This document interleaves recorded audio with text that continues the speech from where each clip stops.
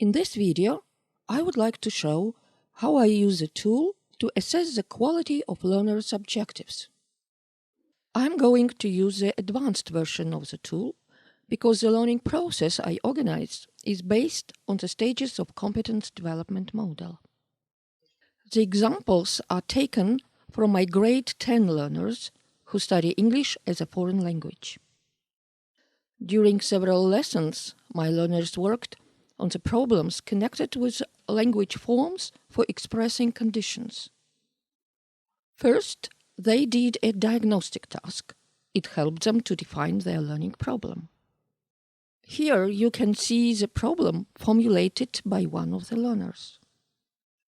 Then the learners identified the research element, which in our case is a conditional action. Afterwards, they created its password, the description of conditional actions through a set of parameters and their values.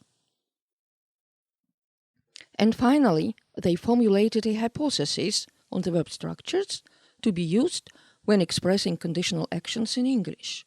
For example, if time of the action is general and probability of the action is high, then we use the structure if verb 1, where verb 1 stands for a verb in present simple. Now the students have reached stage 3, where their hypotheses are to be tested. Before proceeding, the learners are asked to define objectives they have to reach by the end of the work with their hypothesis. This is the objective formulated by one of my learners. I'm going to use the advanced version of the tool to assess its quality. The learner's objective is not problem-focused, it is too general, and it doesn't show what exactly the learner wants to improve in the hypothesis. It is clear she wants to work with the parameter probability of the action. However, her hypothesis describes the level of probability for all the verb forms, so her objective does not clearly show her specific problem. Does she want to find new values? Does she aim at specifying the existing ones? Does she want to confirm that existing values work?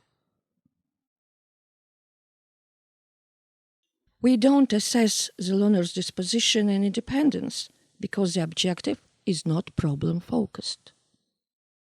This is the objective formulated by another learner. I use the same tool to assess its quality. The learner's objective is partially problem-focused. He clearly specifies the objectives in terms of checking the defined hypothesis. However, he plans to check all the parameters and values, not focusing on those that are most problematic for him. What has already been clarified? What still remains difficult? Which particular aspect of the hypothesis are going to be checked? We don't assess the learner's disposition and independence because the objective is not problem-focused. The results show that the students have difficulties with problem-centeredness of their objectives.